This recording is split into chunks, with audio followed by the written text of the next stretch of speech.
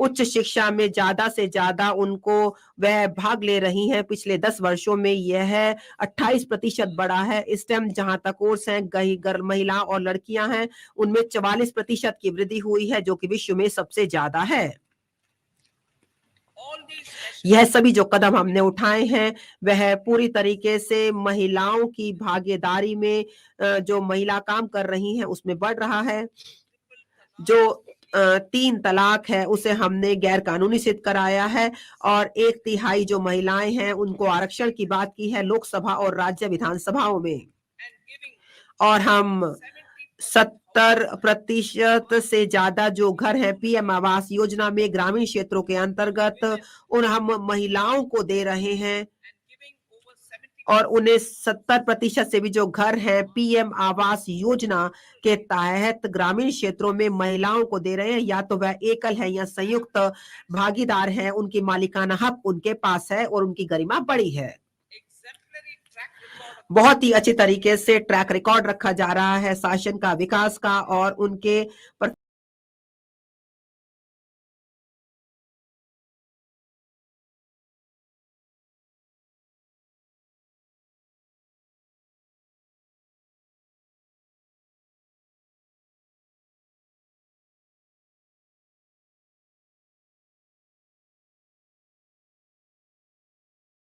is discernible in all sectors. There is macroeconomic stability, including in the external sector. Investments are robust. The economy is doing well. People are living better and earning better with even greater aspirations for future. Average real income of the people has increased by 50%. Inflation is moderate. People are getting empowered, equipped, and enabled to pursue their aspirations. There is effective and timely delivery of programs and of large projects. Economic management. The multi-pronged economic management over the past 10 years has complemented people-centric, inclusive development. Following are some of the major elements. 1. All forms of infrastructure, physical, digital, or social, are being built in record time.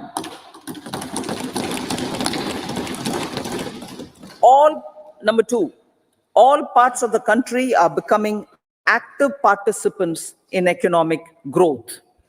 Number 3, digital public infrastructure, a new factor of production, as if in the 21st century, is instrumental in formalization of the economy. Number 4, goods and services tax has enabled one nation, one market, one tax. Tax reforms have led to deepening and widening of tax base. Number 5, strengthening of the financial sector has helped in making savings, credit, and investments more efficient. Number 6, GIFT, IFSC, and the Unified Regulatory Authority, IFSCA, are creating a robust gateway for global capital and financial services for the economy. Number 7, proactive inflation management has helped keep inflation within the policy band. Now, the global context, Honorable Speaker, sir. Geopolitically, global affairs are becoming more complex and challenging with wars and conflicts. Globalization is being redefined with reshoring and friendshoring, disruption and fragmentation of supply chains, and competition for critical minerals and technologies. A new world order is emerging after the COVID pandemic. India assumed the G20 presidency during very difficult times for the world. The global economy was going through high inflation, high interest rates, low growth, very high public debt, low trade growth, and climate changes. The pandemic has led to a crisis of food, fertilizer, fuel, and finances for the world, while India successfully navigated its way. the country showed the way forward and built consensus on solutions for those global problems. The recently announced India-Middle East-Europe economic corridor is a strategic and economic game changer for India and others. In the words of Honorable Prime Minister, the corridor, and I quote, will become the basis of world trade for hundreds of years to come, and history will remember that this corridor was initiated on Indian soil, unquote. Vision for Vikasit Bharat. Our vision for Vikasit Bharat is that of prosperous Bharat in harmony with nature, with modern infrastructure, and providing opportunities for all citizens and all regions to reach their potential. With confidence arising from strong and exemplary track record of performance and progress, earning Sabka Vishwas, the next 5 years will be years of unprecedented development and golden moments to realize the dream of developed India by 2047. The trinity of demography, democracy, and diversity backed by Sabka Prayas has the potential to fulfill aspirations of every Indian. As Honorable Prime Minister in his Independence Day address to the nation mentioned, I quote, there is no dearth of opportunities, as many opportunities as we want. The country is capable of creating more opportunities. Sky is the limit, unquote. Strategy for Amrit Kal.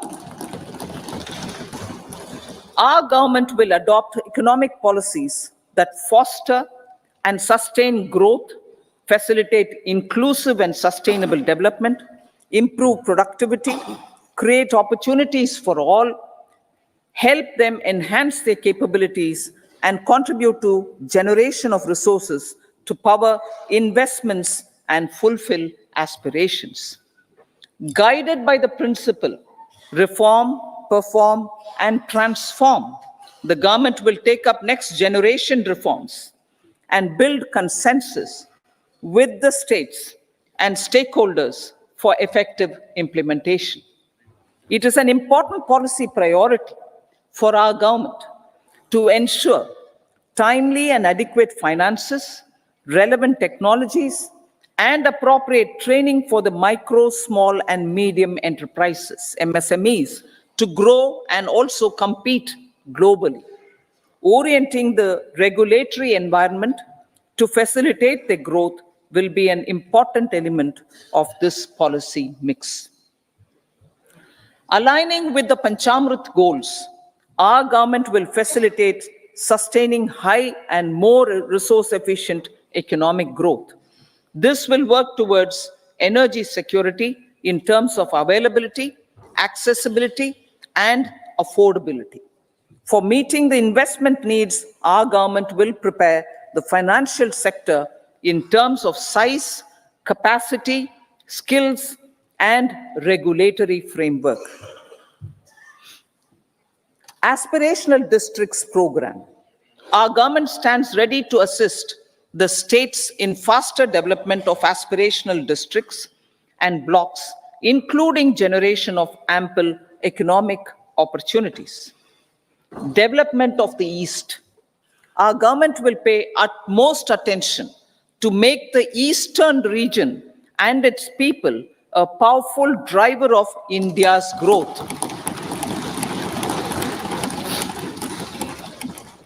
PM Awas Yojana Gramin. Despite the challenges due to COVID, implementation of PM Awas Yojana Gramin continued, and we are close to achieving the target of 3 crore houses. 2 crore more houses will be taken up in the next 5 years to meet the requirement arising from increase in the number of families. Rooftop solarization and Muft Bijli. Through rooftop solarization, 1 crore households will be enabled to obtain up to 300 units free electricity every month. This scheme follows the resolve of Honorable Prime Minister on the historic day of consecration of Sri Ram Mandir in Ayodhya. Following benefits are expected: savings up to 15 to 18,000 rupees annually for households from free solar electricity and selling the surplus to the distribution companies. Charging of electric vehicles. Entrepreneurship opportunities for a large number of vendors for supply and installation. Employment opportunities for the youth with technical skills in manufacturing, installation, and maintenance. Housing for middle class. Our government will launch a scheme to help deserving sections of the middle class, and I quote from Honorable Prime Minister's words, living in rented houses or slums or chawls and unauthorized colonies, unquote, to buy or build their own houses.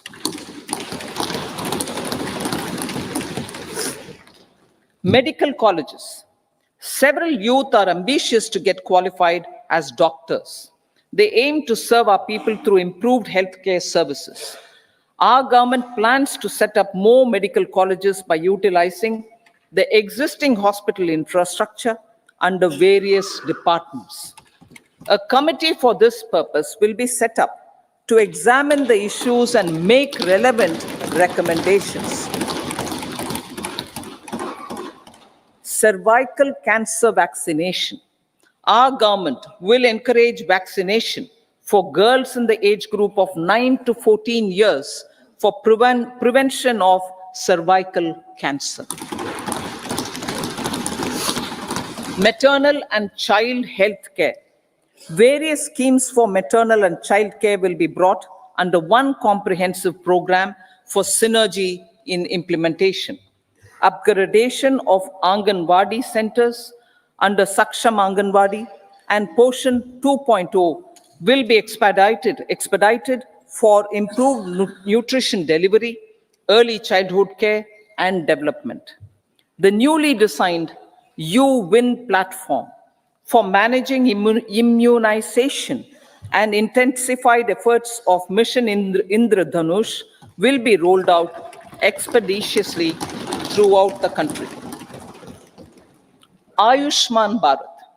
Healthcare cover under Ayushman Bharat scheme will be extended to all ASHA workers, to all Anganwadi workers and helpers. Agriculture and food processing. The efforts of value addition in agriculture sector and boosting farmers' incomes will be stepped up. Pradhan Mantri Kisan Sampada Yojana has benefited 38 lakh farmers and generated 10 lakh employment. Pradhan Mantri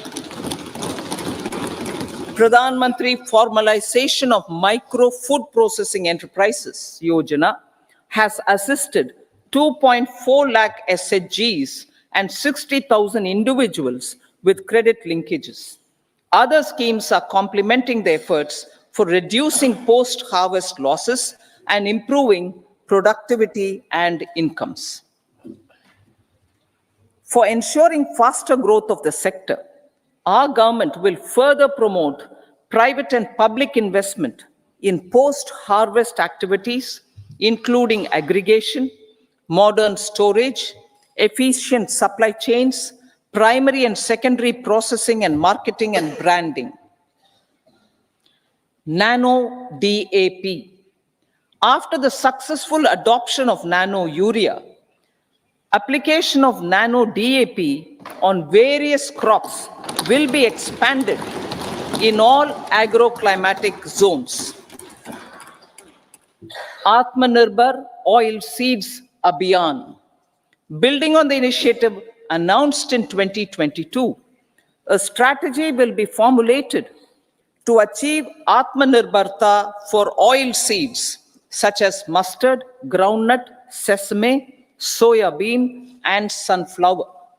This will cover research for high-yielding varieties, widespread adoption of modern farming techniques, market linkages, procurement, value addition, and crop insurance. Dairy development. A comprehensive program for supporting dairy farmers will be formulated. Efforts are already on to control foot and mouth disease. India is the world's largest milk producer with India is the world's largest milk producer, but with low productivity of milch animals. The program will be built on the success of existing schemes such as Rashtriya Gokul Mission, National Livestock Mission, and infrastructure development funds for dairy processing and animal husbandry. Matsya Sampada.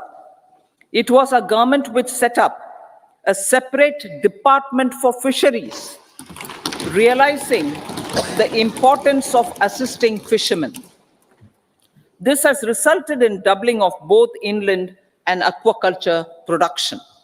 Seafood exports since 2013-14 has also doubled. Implementation of Pradhan Mantri Matsya Sampada Yojana will be stepped up to 1. Enhance aquaculture productivity from existing 3 to 5 tons per hectare. 2. Double exports to 1 lakh crore rupees. And 3.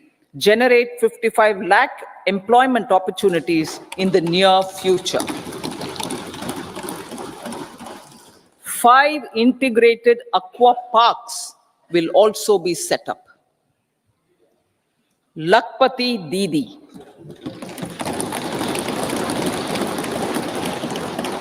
83 lakh SHGs. 83 lakh SHGs with 9 crore women are transforming rural socio-economic landscape with empowerment and self-reliance. Honorable Speaker said, their success has assisted nearly 1 crore women to become Lakpati Didi already. They are an inspiration to others. Their achievements will be recognized through honoring them. Buoyed by the success, it has been decided to enhance the target for Lakpati Didi from 2 crores to 3 crores.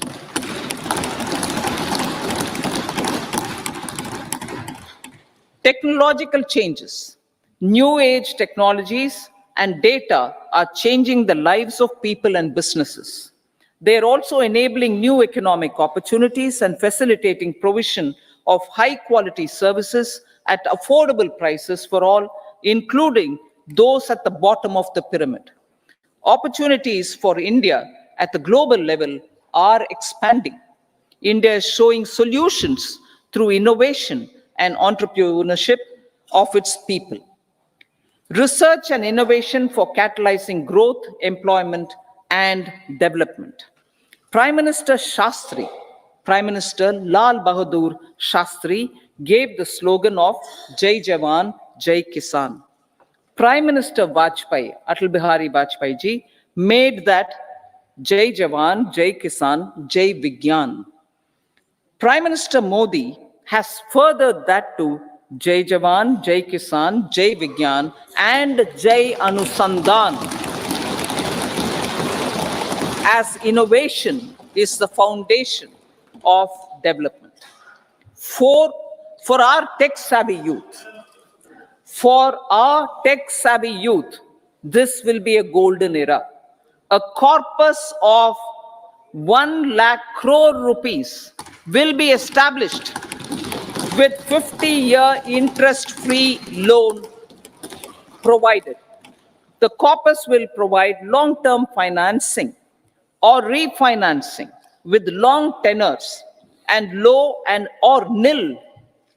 I repeat that sentence. The corpus will provide long-term financing or refinancing with long tenors and low or nil interest rates. This will encourage the private sector to scale up research and innovation significantly in sunrise domains. We need to have programs that combine the powers of our youth and technology. A new scheme will be launched for strengthening deep tech technologies for defense purposes and expediting Atmanirbharta. Infrastructure development. Building on the massive tripling of the capital expenditure outlay in the past 4 years, resulting in huge multiplier impact on economic growth and employment creation, the outlay for the next year is being increased by 11.1% to 11,111 crore rupees. This would be 3.4% of our GDP. Railways. 3 major railway corridor programs will be implemented. These are energy, mineral, and cement corridor. Number 2, port connectivity corridors. And number 3, high traffic density corridors. The projects have been identified under the PM Gati Shakti for enabling multimodal connectivity. They will improve logistics efficiency and reduce cost. The resultant decongestion of the high traffic corridors will also help in improving operations of passenger trains, resulting in safety and higher travel speed for passengers. Together with dedicated freight corridors, these 3 economic corridor programs will accelerate our GDP growth and reduce logistic costs.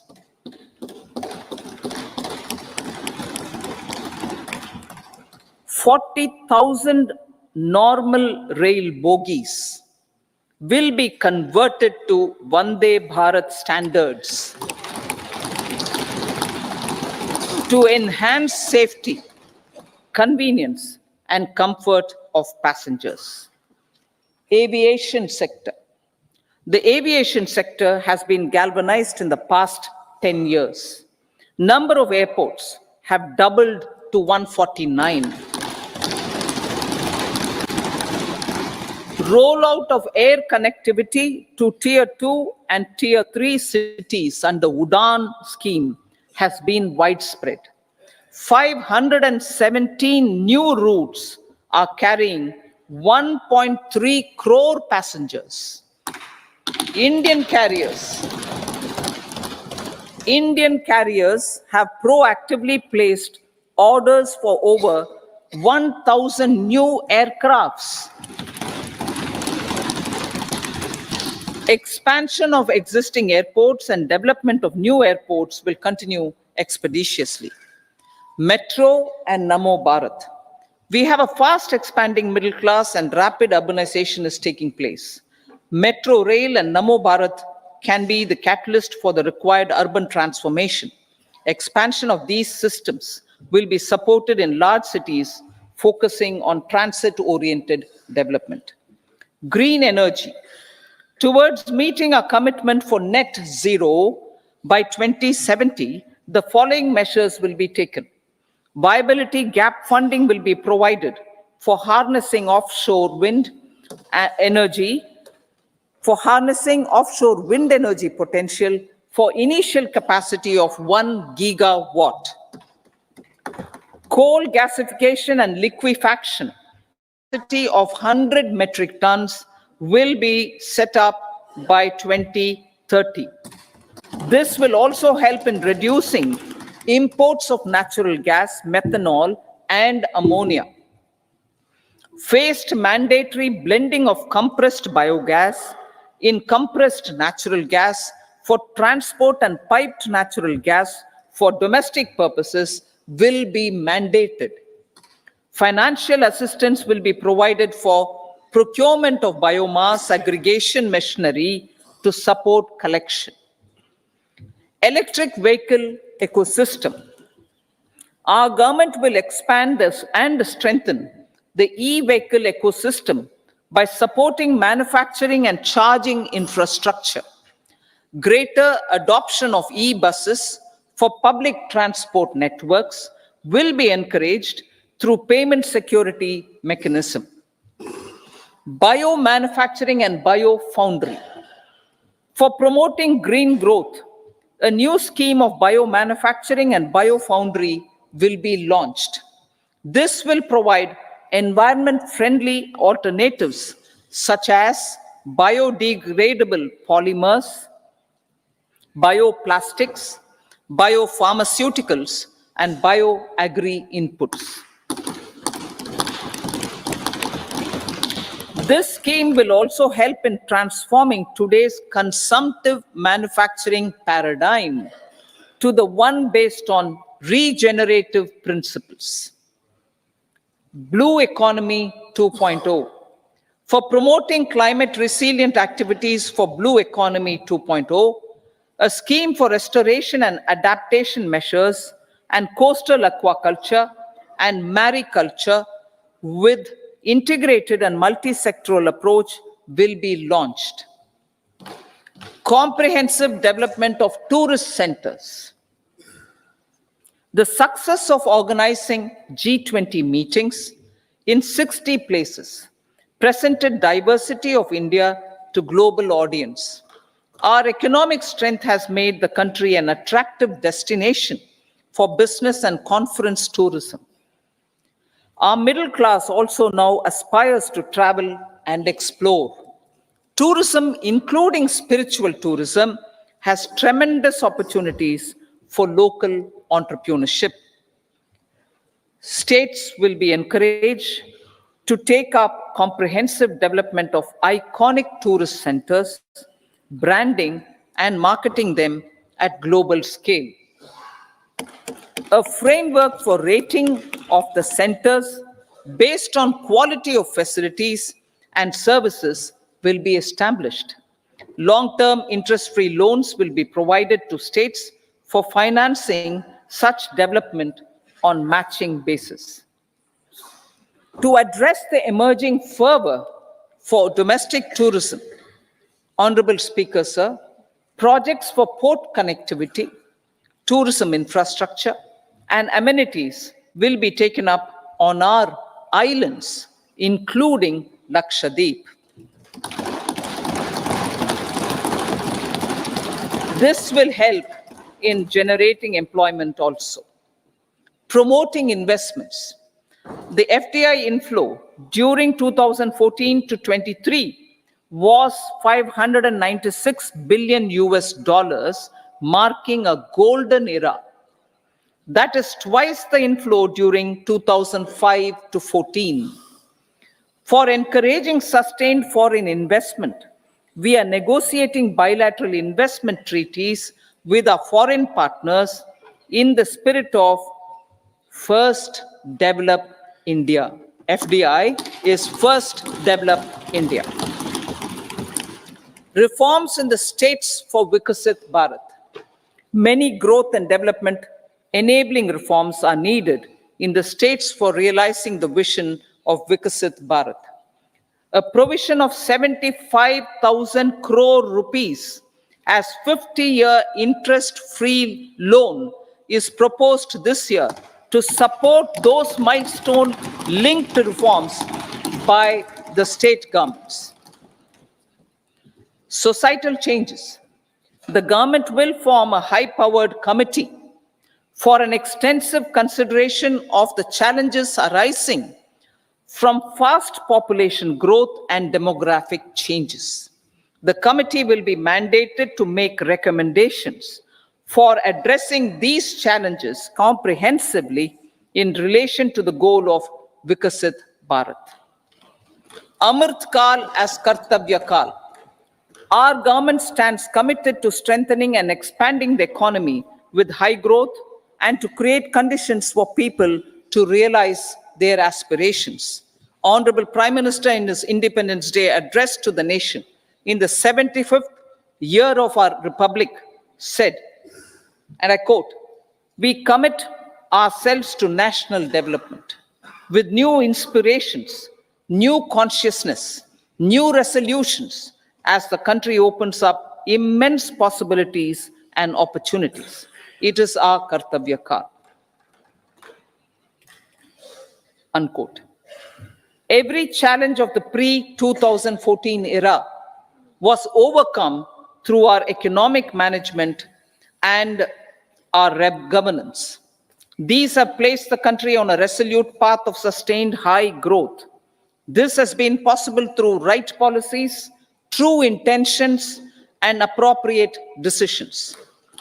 In the full budget in July, Honorable Speaker, our government will present a detailed roadmap for our pursuit of Vikasit Bharat.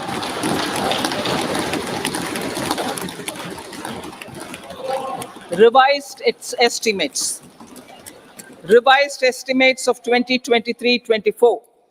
The revised estimate of the total receipts other than borrowings is 27.56 lakh crores of rupees, of which the tax receipts are 23.24 lakh crore rupees.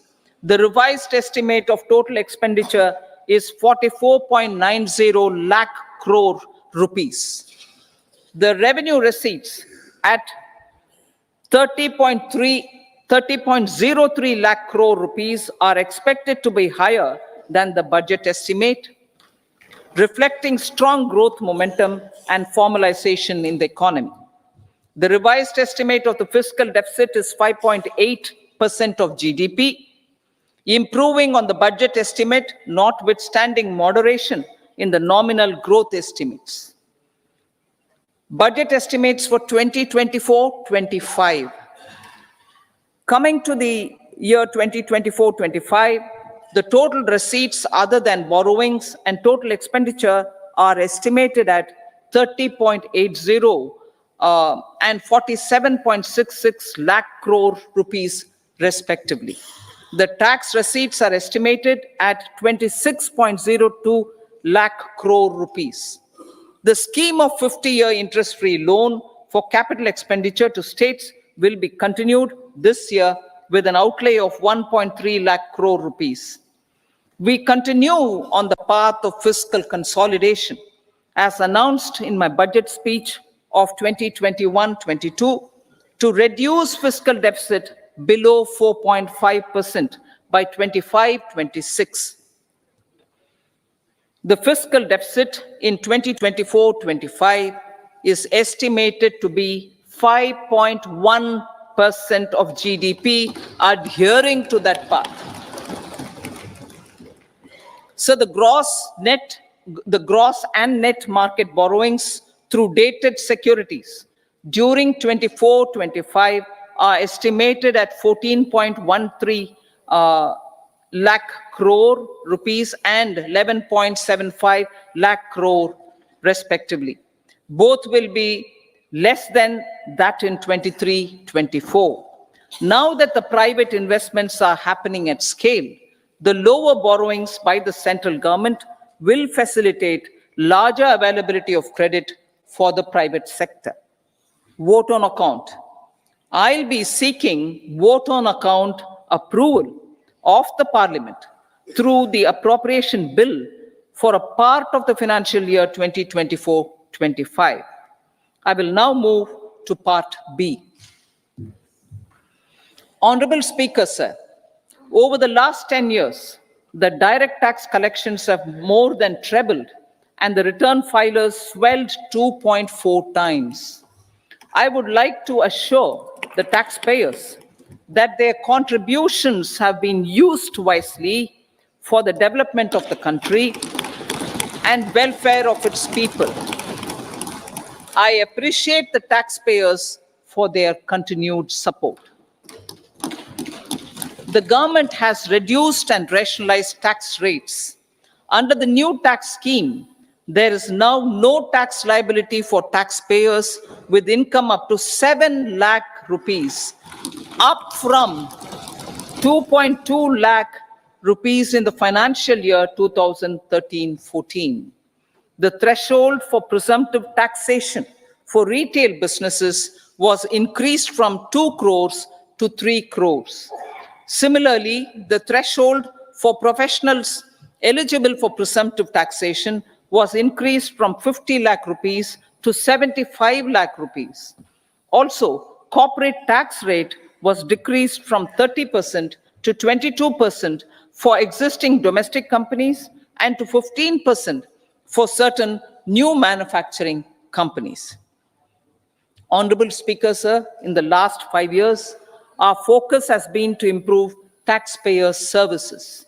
The age-old jurisdiction-based assessment system was transformed with the introduction of faceless assessment and appeal, thereby imparting greater efficiency, transparency, and accountability. Introduction of updated income tax returns, a new Form 26AS, and pre-filling of tax returns have made filing of tax returns simpler and easier. Average processing time of returns has been reduced from 93 days in the year 2013-14 to a mere 10 days this year, thereby making refunds faster. Indirect taxation. By unifying the highly fragmented indirect tax regime in India, the GST has reduced the compliance burden on trade and industry. The industry has acknowledged the benefits of GST.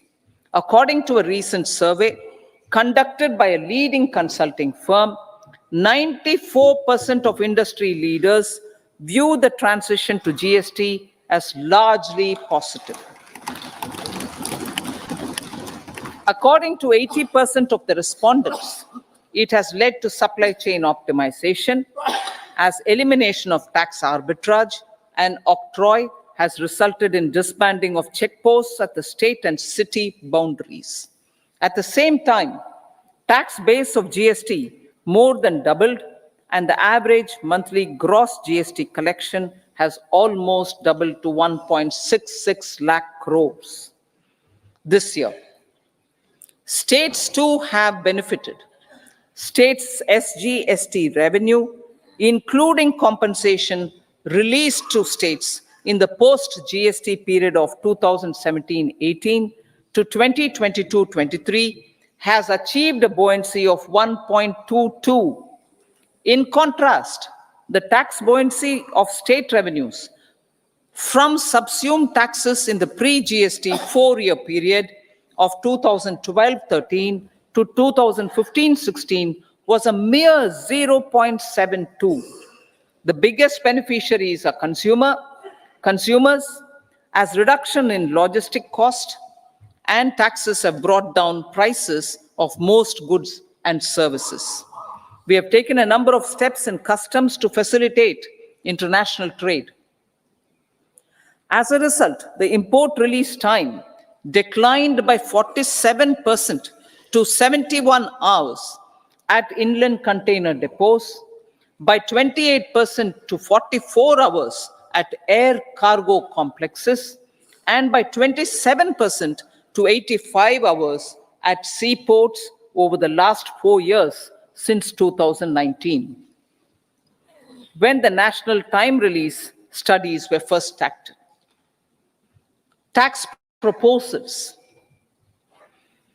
As for tax proposals, in keeping with the convention, I do not propose to make any changes relating to taxation and propose to retain the same tax rates for direct and indirect taxes, including import duties.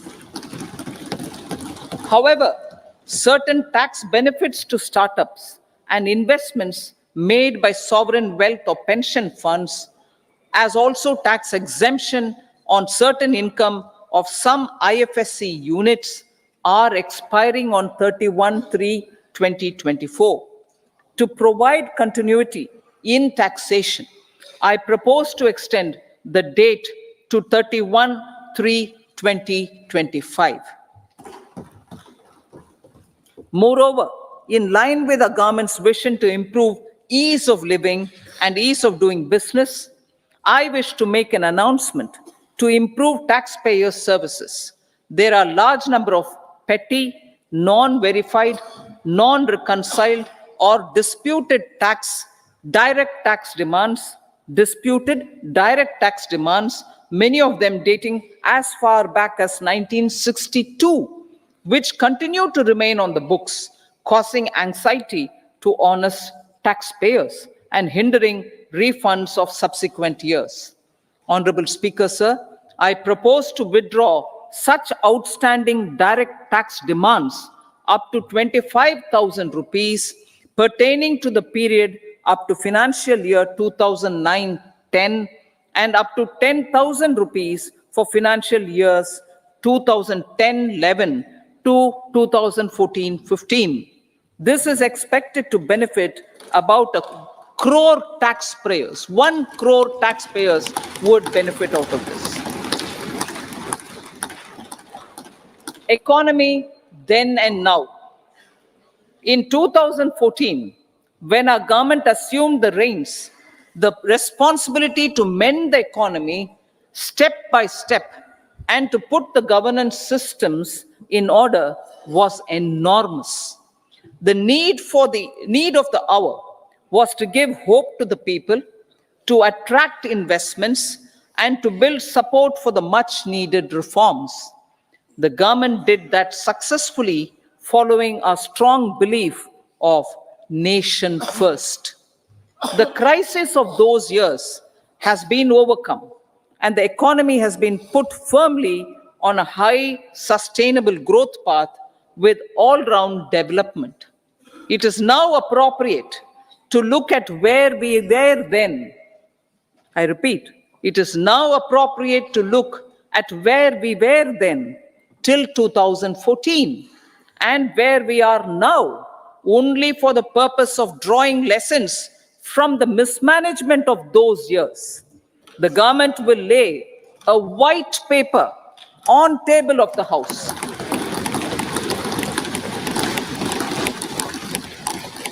The exemplary track record of governance, development, and performance, effective delivery, and Jan Kalyan has given the government trust, confidence, and blessings of the people to realize whatever it takes. The goal of Vikasit Bharat with good intentions, true dedication, and hard work in the coming years and decades. With this, Honorable Speaker, I commend the interim budget to this august House. Jai Hind.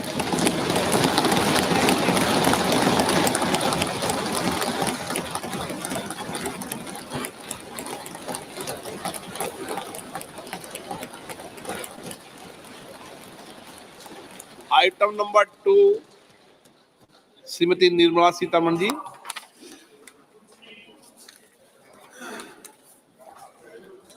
So, with your permission, I rise to lay on the table the following statements under Section 3(1) of the Fiscal Responsibility and Budget Management Act 2003, Medium-Term Fiscal Policy cum Fiscal Policy Strategy Statement and Macroeconomic Framework Statement. Item number 3, Shrimati Nirmala Sitharaman ji. Sir, with your permission, I rise to move for leave to introduce the Finance Bill 2024. प्रश्न ये है कि विधेयक को पुनर्स्थापित करने की अनुमति प्रदान की जाए। जो सदस्य इसके पक्ष में हाँ कहें, जो सदस्य विरोध में ना कहें। मेरे विचार में निर्णय हाँ वालों के पक्ष हुआ, हाँ वालों के पक्ष हुआ। माननीय मंत्री जी, विधेयक को पुनर्स्थापित करें। Sir, I introduce the bill. सभा की कार्रवाई शुक्रवार दिनांक 2 फरवरी 2024 को प्राप्त 11 बजे तक के लिए स्थगित की जाती है।